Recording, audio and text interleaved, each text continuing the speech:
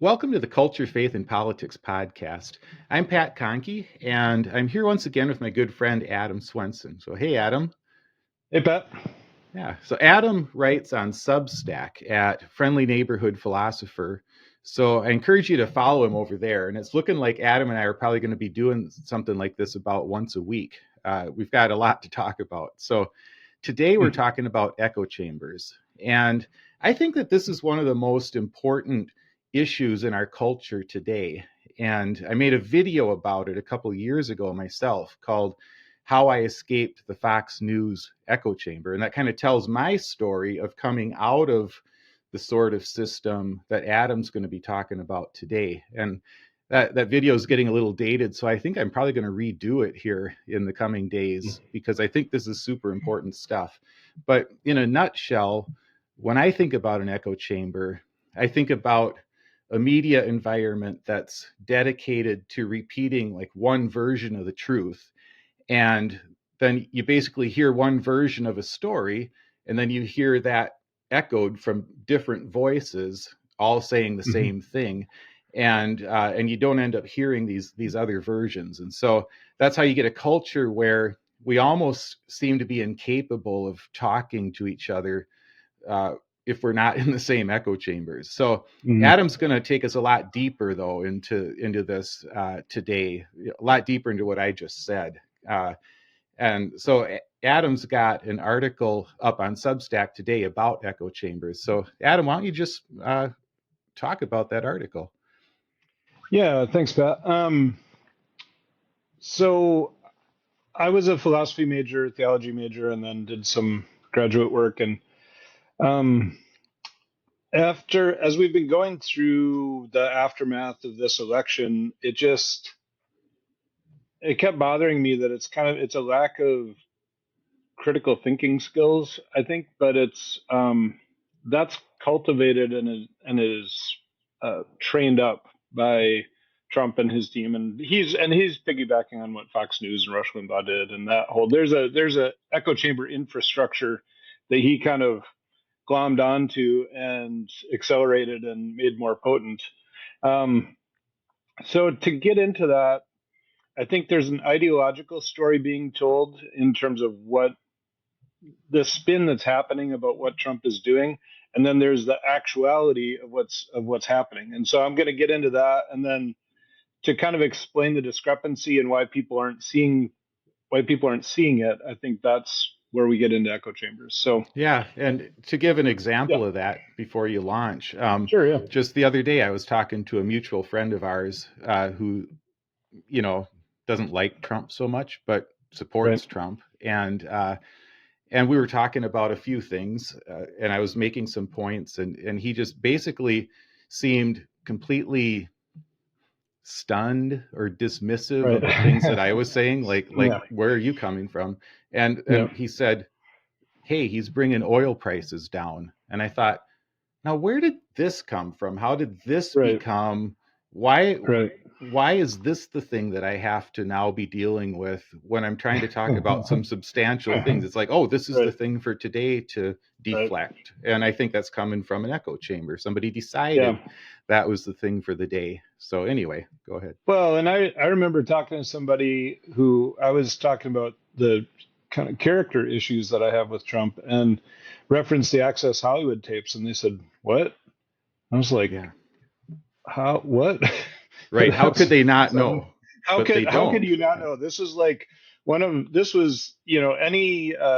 doubts you may have had should have been assuaged by that. But I'm like, there's a segment of people that legitimately did not hear about that, and that's crazy. Yeah. So yeah. Well, so if we get into the ideological story, America is the greatest nation on earth. We're going into a golden age. God is hard at work on America. Donald Trump is his emissary. We're ridding the nation of wokeism. We're getting rid of DEI. We're establishing hierarchies the way they should be. So, but I wanted to just sort of give this in his words a little bit so you can hear what he's actually saying about what's going on. This was March 5th, so he's already been in for 6 weeks, right? Mm-hmm. So he says, 6 weeks ago, I stood beneath the dome of this Capitol and proclaimed the dawn of the golden age of America. From that moment on, it has been nothing but swift and unrelenting action to usher in the greatest and most successful era in the history of our country. Oh my gosh. I'm glad I didn't listen to this stupid speech. We have accomplished more in 43 days than most administrations accomplished in 4 years or 8 years, and we are just getting started. I return to this chamber tonight to report that America's momentum is back, our spirit is back, our pride is back, our confidence is back, and the American dream is surging bigger and better than ever before. The American dream is unstoppable, and our country is on the verge of a comeback, the likes of which the world has never witnessed and perhaps will never witness again. There's never been anything like it. Stop me if you've heard that one before. And then he says, likewise, small business optimism saw its single largest 1 month gain ever recorded, a 41-point jump. Okay. Small Well, business sign me optimism. up. Okay, I Yeah, guess right. I know. It's like I stand corrected. Apparently, what's not to like? Yeah, apparently America is great again. Yeah, so, it is. Yeah, that's exactly right. That's exactly. Shoot, I guess I've been in an echo chamber. I right. Didn't He's realize fulfilling his campaign promises, certainly.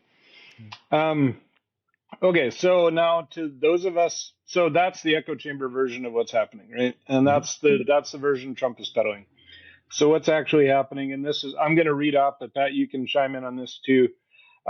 We've weakened our place in the world. I mean, I've said this before, but it seems to me that like our relationships internationally, the only countries we're better off is with Israel and Russia, debatably, and maybe China. I don't know. Like, Europe hates us. Canada's boycotting our goods, and they've got elbows up. And Mexico, we're deporting people all over the place. It's a mess. There's Cold Wars and essentially, I think these are morphing into kind of Cold Wars with various countries because diplomatic relations get very frosty, and you're kind of almost on not speaking terms. That doesn't help you rule. That's not in a nation's best interest to be in non-speaking terms with a sizable percentage of the other countries in the world. The Canada boycott, that thing's got legs. Like I reference, I've been talking to friends and family and just acquaintances in Canada, and they're like, yeah, they're very serious about boycotting all American goods. They're not going to come to the U.S. for vacation. Anything American is offline. Tesla's sales are going down. Starlink is being canceled, blah, blah, blah. So then the tariff thing has been this yo-yo, on again, off again, on again, off again, like a switch that's flipping. Of course, markets hate uncertainty. There's a $5 trillion sell-off in the markets. Doge, the national parks were a really interesting example to me because, they like to talk about how much they're saving money. And it's like, well, are you saving money or are you trying to break the administrative state and break bureaucracy and break government? Right. That's what right. Yeah. Option B. Yeah. So with national parks, they're saying, well, national parks cost $3.5 billion to operate a year. We can surely make a dent in that. So there's been numerous places reporting that, well, national parks actually bring in $55 billion.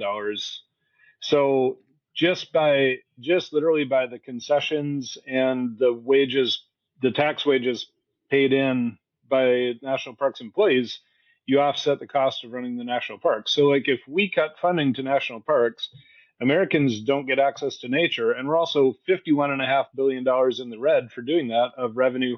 Penny saved is a penny earned, so there's $51.5 billion that's not coming in. So it's a classic lose-lose situation. Yeah, I don't know. Do you have more of those things? I have no, a couple more that I'm thinking of. I do have one more, but if you want if you have any Doge stuff. Well, no, not so much the Doge thing. I mean, a little bit. There's just every day there's so many things that we could point to that I think people either, like I was reading Fox News's website yesterday, and and every time I read it, I have to take it in small doses because it puts me in a little bit of a depressed state because I know I have so many loved ones who this is all they're taking in.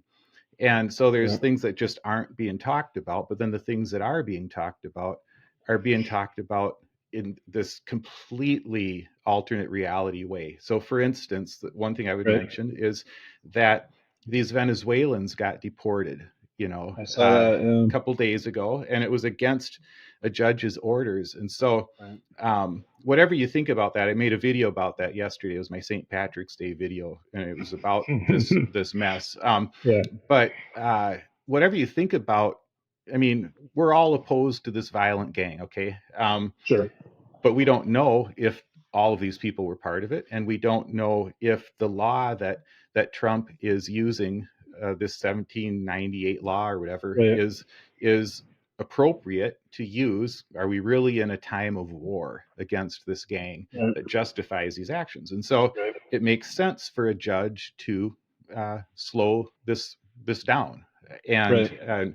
there were challenges from the ACLU and others, and it's like, okay, he did the appropriate thing. Let's slow it down. Let's make sure this is legal. And they, so the Fox News version of it is, this judge. They had the headline was bench pressed. Judge, I forget exactly what it said, but it's Right. like the judge is in danger of being impeached for Right. this, and then the article is about, quoting from Republicans saying, he's overstepped his bounds, and it's like, I'm thinking this is an example of the alternate reality, because I keep thinking every time something happens, like, well, now surely this will be the thing that people will open their eyes. But and then you see how Fox News is covering it, and it's like, no, Right. that's, yeah, the Voice of Well, America being and the other, defunded. Who does that help? Who does it help to right. defund the Voice of America and Radio Free Europe? I mean, there's Yeah. just so many things. And, Yeah. Well, yeah, and to and go they're to go not to being that spoken situation, about. Yeah, right? To go to that situation, I saw the 30-second video after they landed where they're leading them out in shackles and they're getting their head shaved. right. It's straight out of a dystopian nightmare hellscape Right. prison video. And it's And softening us up to yeah, accept that, because yep, these are supposedly these violent gang members. So we accept it right, in there, and we accept bending the rules in order to get these people out of the country and treat them this way. And right. once we say that's okay to treat them that way, now we've accepted it for the next group and the next. And Well, Fox News is yeah, not talking about it that way. no, and the thing with that too is that there's no the point of using this law is there's no due process with it. You Right. just declare someone an enemy combatant and you ship them off on your own say so. There's no, Right. so I heard another story that basically said one of these guys has tattoos that look sort of like gang tattoos, but they're not. And this was going by the person's lawyer who couldn't get a hold of him, and said, he's gay and he's an artist. Like these Mm. tattoos are an artistic expression. They're not gang tattoos, but Right. he's in some hellhole, just got his head shaved and perplucked and, white Right. t-shirt and boxers. And, it's just this, but I think that's part of too, like they talk about self-deportation, where rather than us deporting you, if you decide that conditions here are horrific and you just Mm. move out on your own, then you're saving us the trouble. Right. But I mean, that kind of cuts two ways, because you're the house with the beware of dog sign on your front door. You're not, Mm. we're trying to become a fortress unto ourselves, impregnable borders, all this stuff. Well, that's going to work, and nobody, Right. I don't know. It's a mess. But Yeah. and then, and that kind of goes to like First Amendment stuff. I mean, the thing about if you any unlawful protests, you'll be deported and your school will be defunded. And it's like, well, what's an unlawful protest? And then in there was no masks. So Mm. unlawful protest, no masks. Right. Um, so that's a clear First Amendment violation. All this DEI stuff drives me nuts, because David French was saying anything DEI is anything 1 millimeter to the left of MAGA ideology. Right. And if you think about it, essentially all sane thinking is to the left of MAGA ideology. So apparently everything's DEI. You know, Mm-hmm. they're one of my one of the craziest stories about that is Ron DeSantis in Florida banned a children's book on Jackie Robinson because it talked about racism. Hmm. Yeah, I How are heard you going to about tell the this. story of Jackie Robinson without talking about racism? He broke the color barrier. Like It that's the kind of whole is the point. story. That Yeah. is the Uh, story. Yeah. So yeah. it's wild. So anyway, so Trump's poll numbers are in the red in March, pretty significantly. If you just go issue by issue, he's more people disapprove than approve by 5 points, 8 points, 10 points, 12 points, 13 points. Um, so that's the empirically verifiable picture that's going on. There's the ideological picture. In the Gilded Age, things are getting better and better. There's the you just look outside your door, see what's going on. That's what's going on. Right. So why do some people believe one and some people believe the other? And it's purely the echo chamber reason. So Mm-hmm. so I wanted to get into the nature of knowledge just briefly first, so we can understand, because the whole question is, how do you know what you know, right? And Right. there's we can't download knowledge straight from the universe via a fiber optic line plugged into the back of our head. That would be really nice, but it's this kind of squishy process that happens through people and authority figures and subject matter experts and news, and there's filters on everything, and therein lies the problem, right? So Mm-hmm. um, so knowledge, uh, the philosophical definition of knowledge is justified true belief. Okay, so let's say that I claim that I went to Duluth last Wednesday. Mm-hmm. Now, that for that to be knowledge, it would have to be true, right? I did Mm-hmm. that. The statement "I went to Duluth last Wednesday" corresponds with a thing in reality, that my actual body was in Duluth, right? Mm-hmm. And then I have to have justification for it. Like, I have memories of it. I have a receipt for meeting up there. I have a selfie with Lake Superior that's dated. Then you can say in a really ironclad way, um, it's it's justified true belief. It's knowledge that I went to Duluth on Wednesday.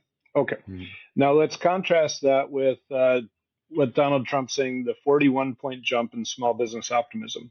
And this is part of why this stuff gets so sticky. Mm-hmm. Um, there was a 41-point jump in small business optimism from when they polled in October to after the election in November, so late November. Mm-hmm. So at that point, because of the election, small business owners had some unfounded optimism that Donald Trump was going to follow through on things he said and create a more pro business environment. And so there was a 41-point jump in small business optimism. Mm-hmm. True. Now, what's happened since then is small business optimism went down in January, went down again in February, went down again in March. And they also measure for uncertainty. And they said uncertainty is at the highest level since peak COVID 2020. So what is actually happening? Small business owners are very scared and very concerned and very uncertain. That's the current reality. Mm-hmm. How it's being represented is there's a 41% jump in small business optimism. Right. That is only true if you say, as measured on November 25th, from October, there's a 41%. You know what I'm Right. saying? So that's the actual truth. So what he said is, it's like, well, it's true, sort of, but it's not, but it's wildly misleading. It does not represent the actual situation. And that's the Mm-hmm. problem, that if someone says, he said that, that must be true, therefore I know that, and I'm going to integrate that into my psyche as a true thing, as a point of knowledge, well, anything you build on that is false, because that statement is false. It does not reflect current reality, right? Right. So So yeah, go I ahead. have a couple things to say about that. Yep. First of all, what you just described with this 41% statistic is exactly what Trump has done his entire life. Right. And it's to listen to a Trump speech or then to discuss any issue with somebody who's involved in like these echo chambers that are hearing him, and where the truth is based on whatever he says it is. Right. It's a sentence, a paragraph, several paragraphs. I see everything in my head when I'm talking to somebody or I'm listening to him. It's like I see it all visually in my head, what they're saying. This is the way my brain works. And I see hyperlinks where I wish I could freeze time and push the hyperlink. Okay, wait, stop. Let's talk about the 41% thing. But no, he's on in the second half of the sentence. He's on to another one where it's like, wait, stop. Here's another hyperlink. Let's explode this. Let's look at why this is wrong. And what happens is that it's such a flood of repetitive untruths that it becomes impossible for his listeners and even people like me who oppose him to keep up with the falsehood. And that's a strategy. And so the second thing I want to say about that is when you and I went to church together in the late 90s, before we started the church that we were at, one of the biggest issues in the evangelical movement at that time was this gripping fear about postmodernism taking over. And what we were being told all the time, there was so many, evangelical thinkers, writers talking about this, that objective truth is going to become a thing of the past. And now I look at it and I say the people who are most engaging in this dismissal of objective truth, where truth becomes just whatever your side says it is, are evangelical Christians. And it's I would have never believed that was going to happen back in the late 90s when we were talking about this stuff. And that's why one of my biggest things is to try to return people to the primacy of objective truth. Not that we can know everything that's objectively true, but to at least pursue objective truth and to reject things that we know are not objectively true anyway. And that's actually one of the conclusions that we're going to get to with the echo chamber stuff. So I mean that's a huge part of the solution. So yeah, we'll come to that. We'll come to that here in a minute. Okay. So there's two things kind of that I want to talk about. There's a thing called an epistemic bubble. Now, epistemology, the reason we went through knowledge, epistemology is just how you know what you know. It's sort of the study of knowing or of knowledge, right? So an epistemic bubble is where relevant voices are filtered out of the conversation by omission, right? They just aren't present there. So there's nothing nefarious going on. It's sort of like, say, if you grew up in a small town in the, 100 years ago, the people who are there are by and large people who, grew up there, settled there, were educated in the same school, go to the same church, they go to the same places to shoot the breeze. And so there's going to be sort of a consensus of thinking. And so, well, it's also true that Paris is up and running. Nobody has any idea what's going on in Paris. It's not for anything. There's nothing right or wrong about it. It's just innate. Information is the precursor to knowledge, and there's no mechanic by which you can understand what plays are debuting in Paris in 1923 if you live in a little town in Minnesota. Right. So there's nothing wrong, or it's just sort of the way things are. So these days, there is something nefarious about it, which is an algorithm. So if I look up a pro-MAGA video on YouTube, it's going to give me 50 more of them, and all the political videos I see, if I just go through the algorithm, are all going to be variations on a theme. It's all going to be pro-MAGA stuff and bass fishing and mud bogs. That's kind of what you're going to get, right? And I say that as somebody who likes fishing. So, so the way that you break an epistemic bubble is by adding relevant, reliable, believable information sources to your network. So like, I remember, so I live in St. Paul, Minnesota, and I remember a guy came up here to test drive an RV that I had for sale. and he came to my house, and he had a 9 millimeter on his hip, and I'm like, That's right. I remember this what? story. It's like, what are you doing? And he's like, oh, I came into the cities. It's kind of dangerous here, right? And I was like, no, no, you're the first person I've ever seen carrying a gun in this neighborhood. And you you're know, not from here. and you're not from here, yeah. So I'm like, you're definitely going to get into more trouble with the fact that you have the gun than if you wouldn't, because nobody would think anything of it because it's just normal. Right. And so, there's a question: is are the cities inherently dangerous? Well, if you okay, I've lived here for 13 years. I've never had a problem here. That's not to say there couldn't be problems, but they're not inherently dangerous. And I can say that. And then if you doubt, you can come to my house and visit me and look around and go out in the backyard and nobody shoots at you, and you don't get attacked Right. by a dog, and you go, oh, okay, I guess it's okay. So that's kind of a silly suggestion, but go from there to are immigrants murderers and rapists?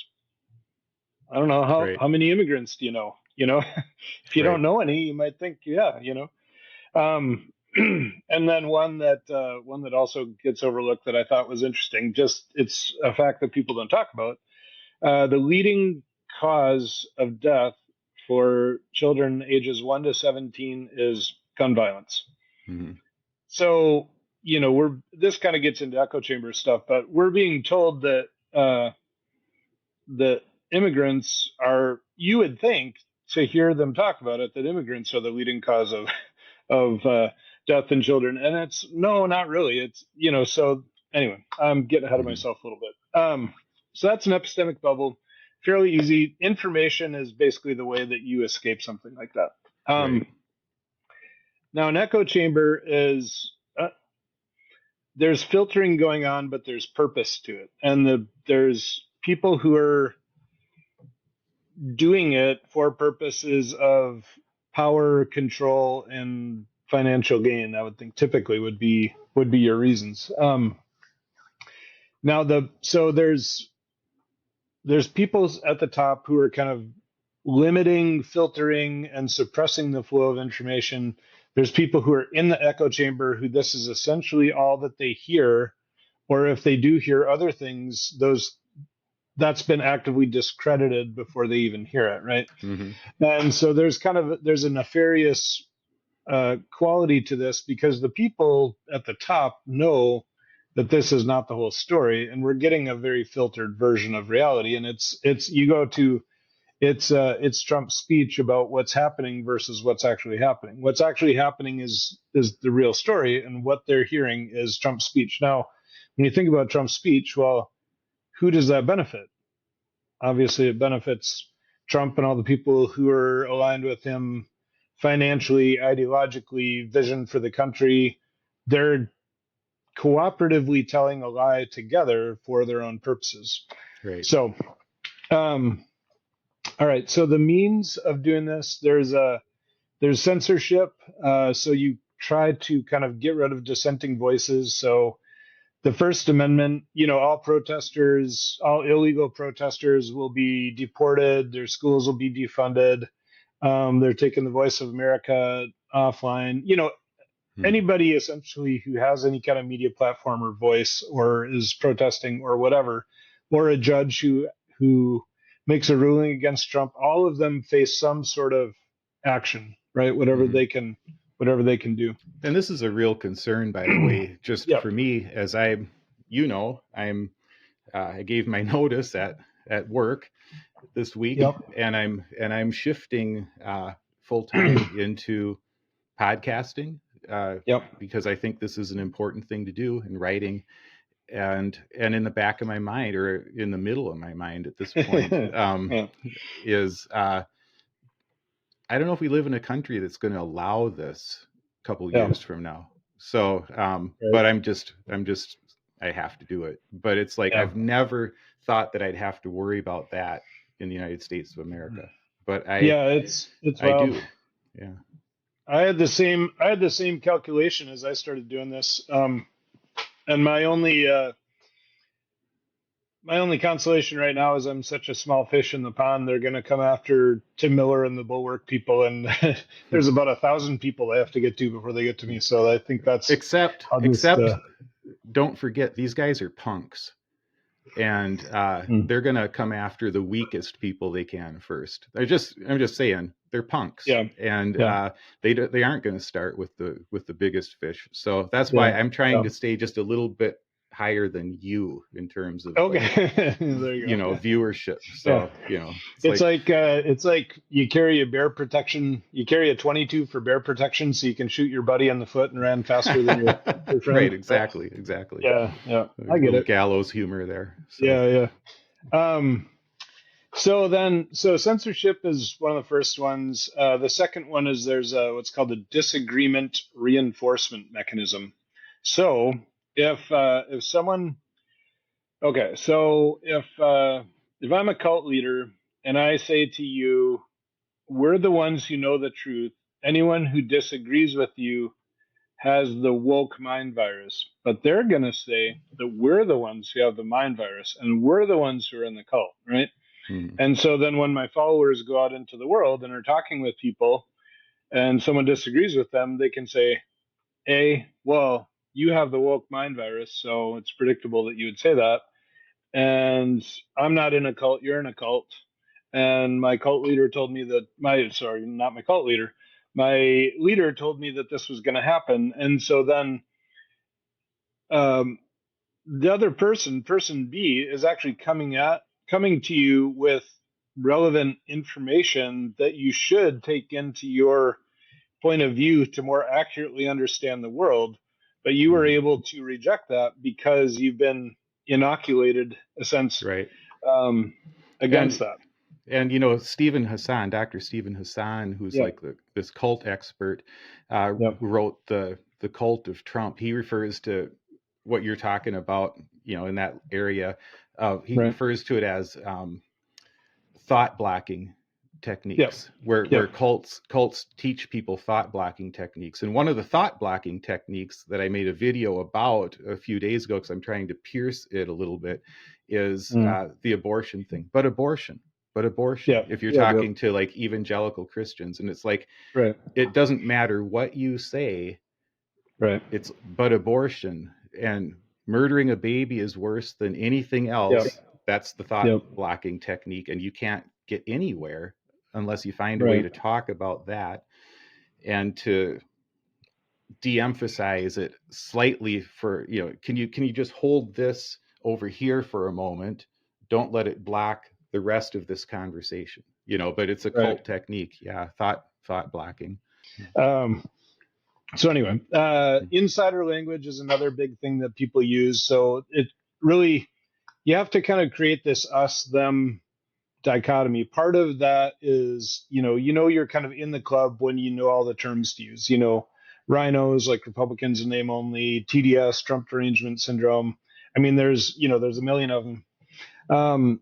And so that's when you coalesce this sense of us, we are in this together against them, right? You make the battle lines very clear, who's in, who's out, and it's very clear who's in. It's not all the people that DEI represents. It's blacks, minorities, women, gays. Those people are all out. Those people can all be persecuted. Immigrants, they don't need due process. They're out. They're them. Mm-hmm. And so that's part of the echo chamber, is part of the sort of the desensitization, like we got into in the sin of empathy.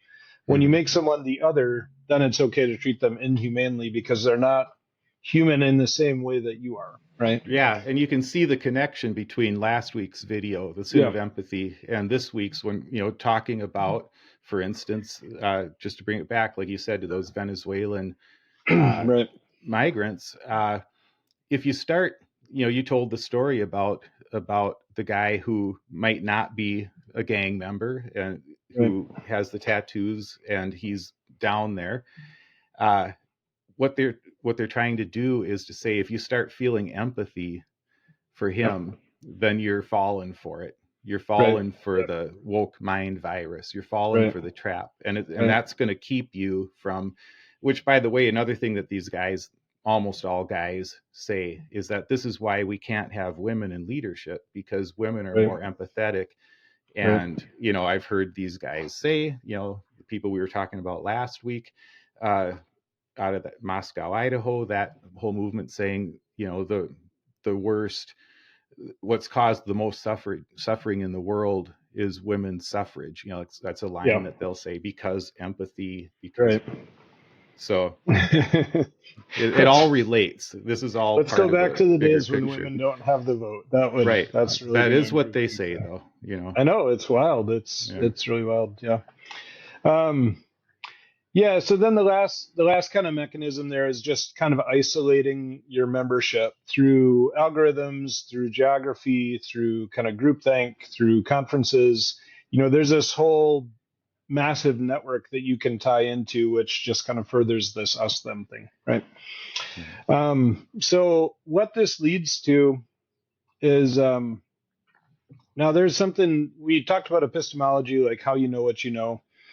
Going to get a little nerdy here for a second, but there's something called an epistemic ceiling. So like um, you should, if someone is telling you about something, you should kind of give their words weight to the extent that they actually know what they're talking about.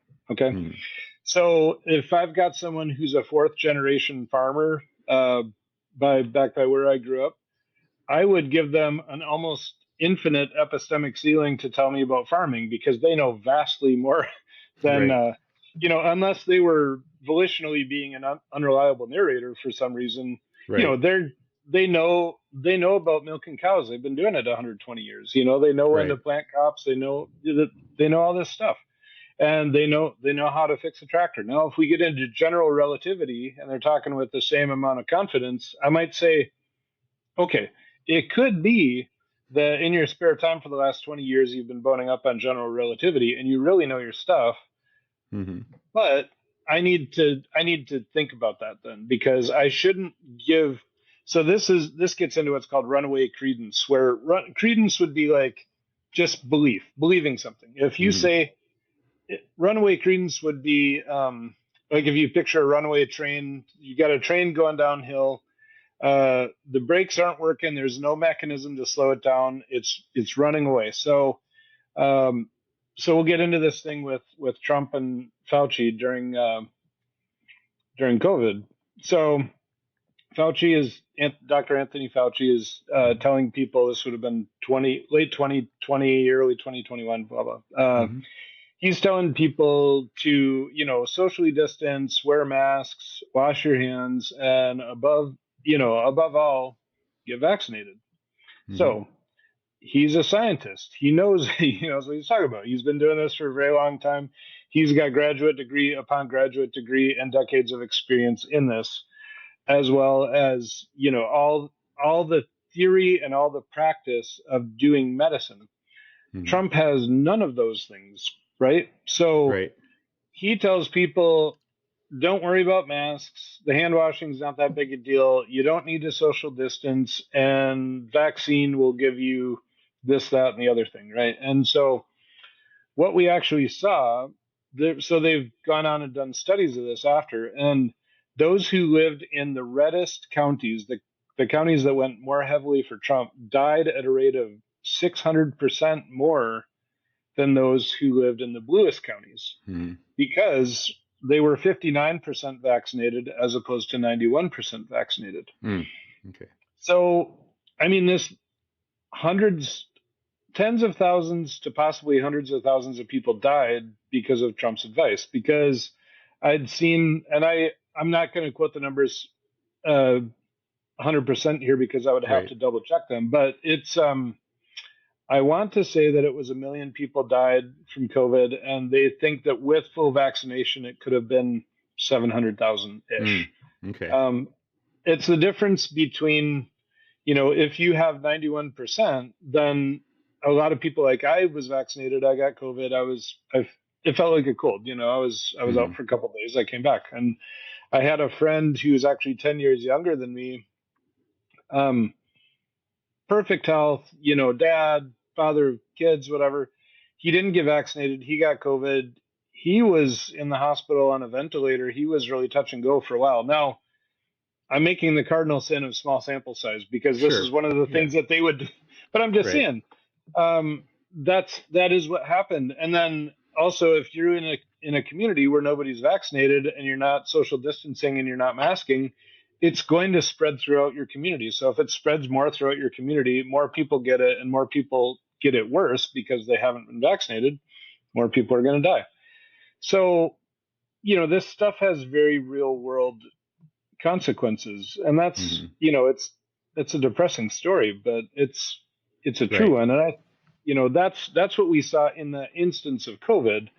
This is playing out in all sorts of this is playing out in political, geopolitical, Ukraine, Russia. I mean, there's all sorts Right. of manifestations of this And going on. what I keep thinking about when I hear Elon Musk or Donald Trump talk, or some of these guys that he's got in his cabinet that are billionaires, and you listen to Yep. them talk and you go, what? Like, Right.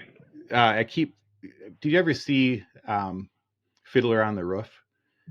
A Uh, long time ago, yeah. okay, Fiddler on the Roof, the song "If I Were a Rich Man," and Yep. Tevye is singing Yep. that, and Yeah. and he says, he talks about if he were rich, all the people would come, pardon me, Reb Yeah. Tevye, if you please, Reb Tevye, they want his advice, and he says, and when you're rich, they think you know. Yeah. And Yeah. it's Yeah. like that's For sure. that's exactly the fallacy that we're dealing with right now. That Elon Musk, well, he had all this money, so he must be smart, and he must be Mm. smart about everything. It's Right. just, yeah. Exactly. Well, and then that actually really gets into this.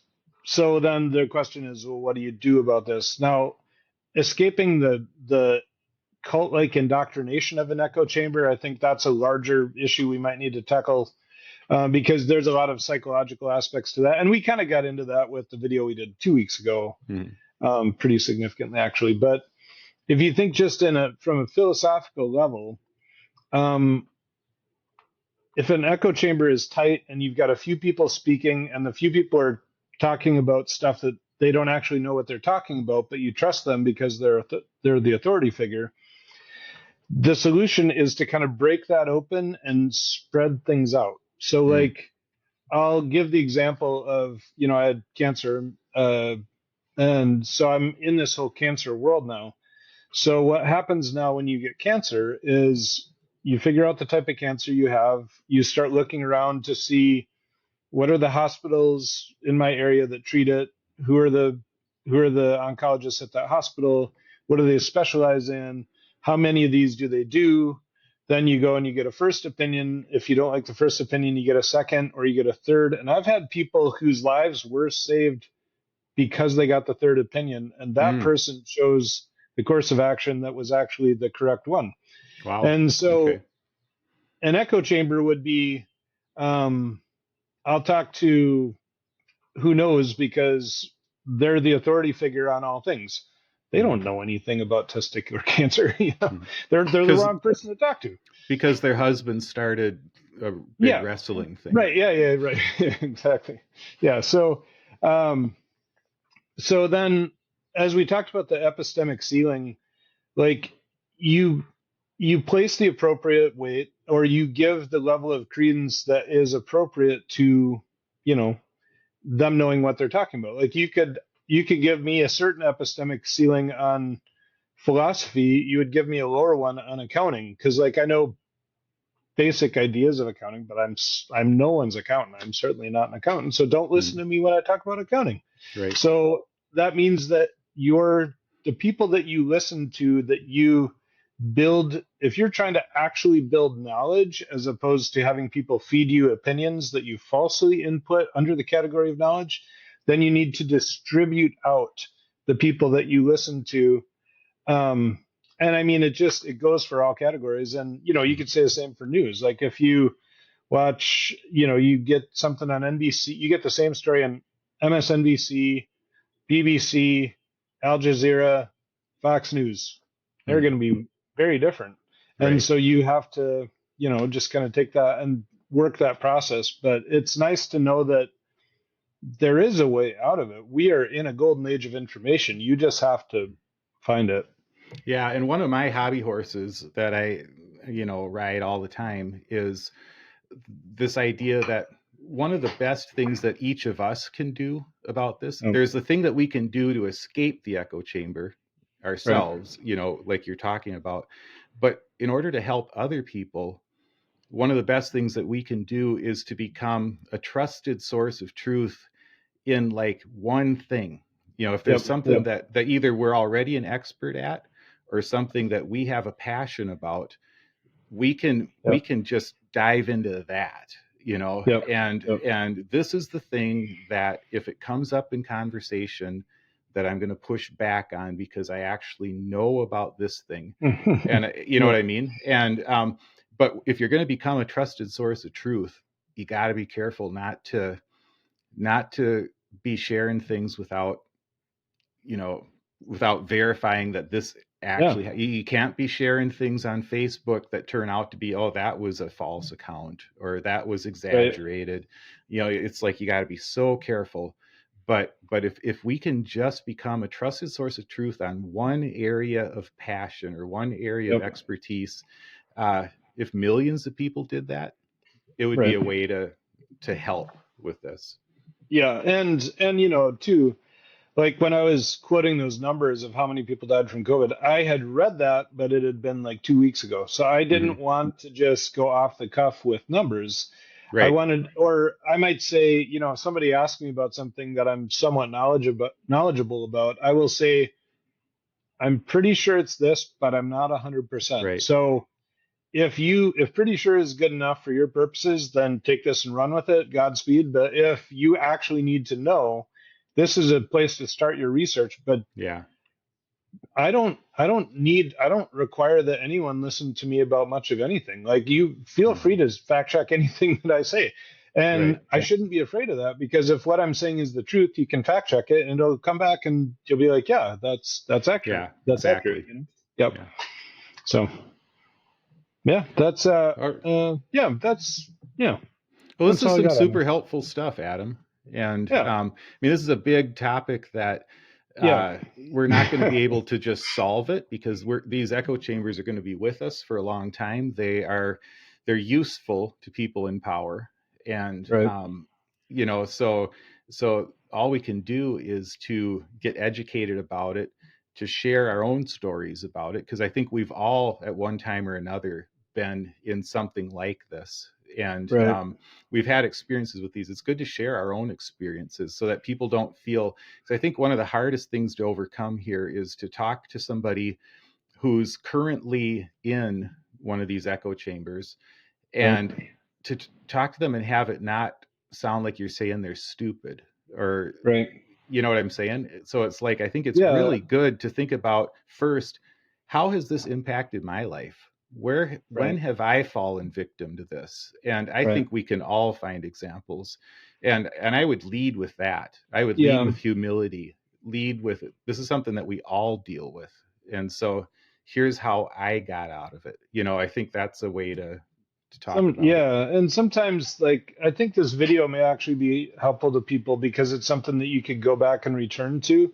And we aren't talking about, you, Joe, in Kansas City, right? We're talking generally about the idea and the concept. So Hmm. sometimes if something isn't phrased as a personal attack against you, it's just, here's how this thing works, and Right. it happens to all of us, then you can start to see yourself in it without having to be defending yourself. You don't have lizard brain going in the, because you're in an Right. argument with somebody, because it's very hard to think rationally when you're actively arguing with somebody. Right. So, if that's why I think, like, you can go back to the underpinnings of, there's a reason that this is done this way. There's a reason that people do things this way, and here's why. And then once you start to understand it, then you can start to see it. Hmm. The more you know, the more you see, my mom always used to say. Right. And I think hopefully this stuff fits in that category. And I think we can maybe do more stuff that's in that category. We're just empowering people to think for themselves, to work this stuff out. Right. We can give you a starting point, but in your life, this is going to look differently because everybody's got their own Right. version of this, of how they came into Exactly. it. Yep. Exactly. Well, thanks, Adam. Cool. Yeah, you I bet. appreciate this time, and Looking forward to talking to you next week. We'll see what's on the menu next week. I'm sure it's going to be fascinating. And Sounds good. and thanks everyone for listening.